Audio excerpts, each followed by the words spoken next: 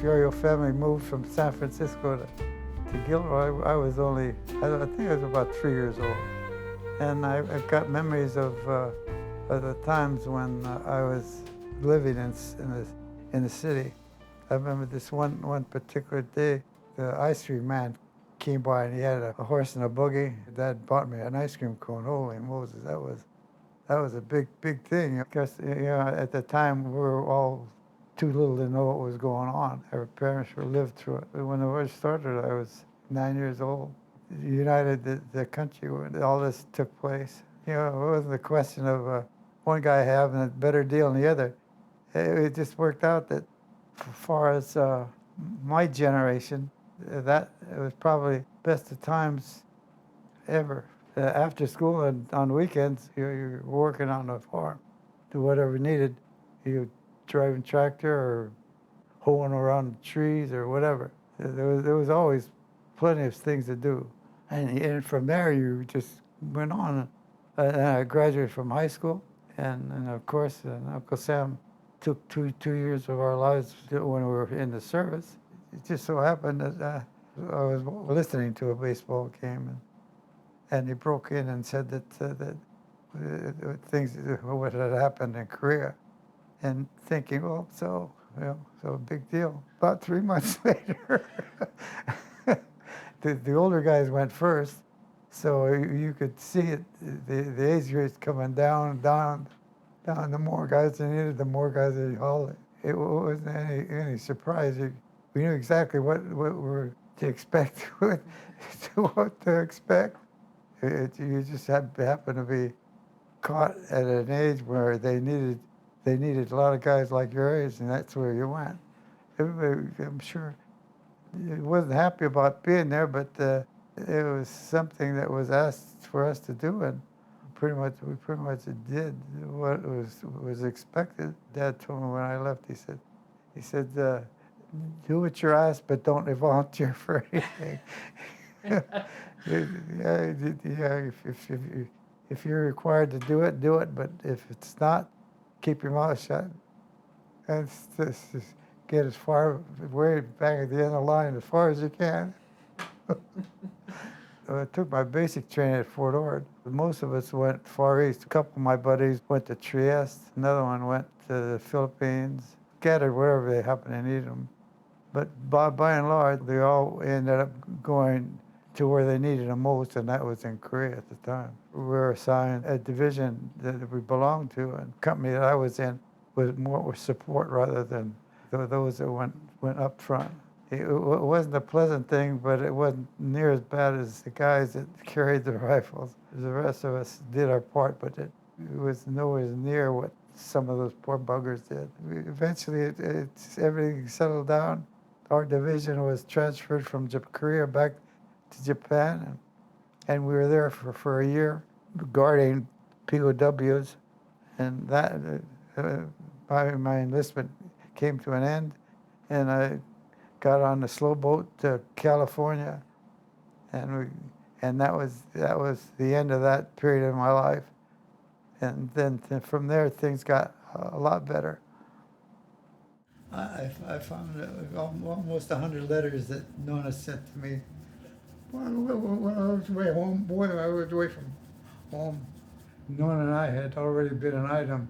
We knew between us, but we never spoke much about it until one particular night. Nona Mariano, we were sitting around the table, and he said, Mario, tell me something. Just exactly what do you have? What are your plans? I wasn't really thinking about something now, but it woke me up and said, oh, okay, yeah. Because neither one of us really spoke openly. We spoke amongst ourselves. It was just known that that's the way it was probably going to end up. Donna Maria and I went up to the city because she knew one of the jewelers up there, and we picked out a ring to give her. And I remember it was Easter Sunday, and of course I had the rings, and I didn't tell her that. I got there just a little bit on the late side, and Nona was a little perturbed, but she didn't say anything. She just kind of let it known that huh, you know, it's Sunday, can't you be on time? About the time she was doing that, I had this box and I handed it to her, and she, and from being kind of a little perturbed to being happy, I was, she was delighted, and I was so happy that period in our life had come to an end, that we had come to the point where this is for good and this is for real.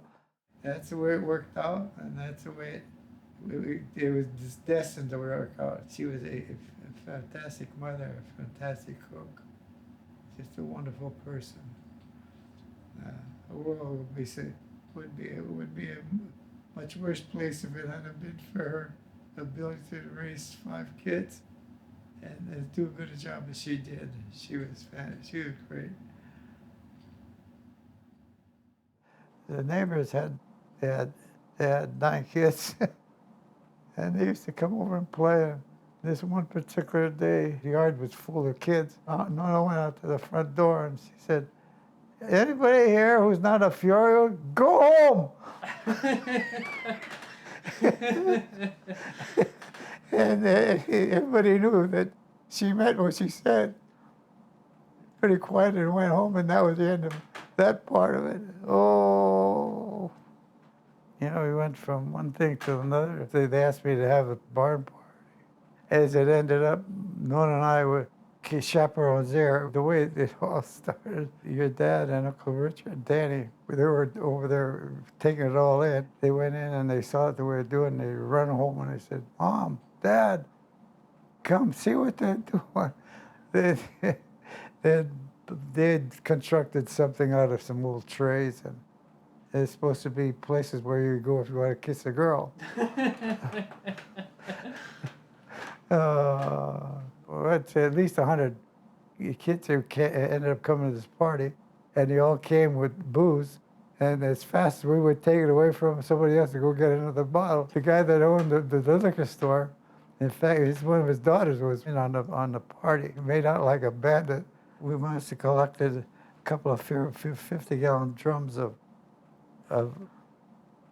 beer cans and beer bottles and whiskey, and you name it. That part of our lives, the learning experience, I guess you would say. If you were born in a former family, more than likely you're going to end up being an extension of your parents. And it was pretty much all the guys that I knew that were in this area who lived on a farm. That's pretty much how it all ended up. Most of them just continued on how it was. I'm well satisfied that what I ended up doing was the right thing for me. It was a struggle at times when it was kind of tough, but one way or another we managed. Life just keeps going, and there came a time when I could see that the best place for me was to stay home, let things be, and came home one day and I told Nona that I was going to retire, and she's kind of surprised because we hadn't talked about it. We just, you know, she said, "If that's what you want, let's just do it." So that's how Dan Ritz's farm got started. When Mario Fiorio and his few cucumbers called it quits, and Rich and Danny took over, and off they went. Soon, shortly after, met their mates and have raised a family, and now grandchildren. They're adding the 4th generation of Fiorios that have lived here, so it's been quite a ride. Everybody did a fantastic job. Every one of you guys have done well. When you look back after 92 years, do you think there would, if you had a chance to do it again, would there be anything you would have done different? No, not really. I don't know that I never had to make that decision. It's just a circle that just keeps going round and round and round. You think once your life comes to a close, but it doesn't. It just continues.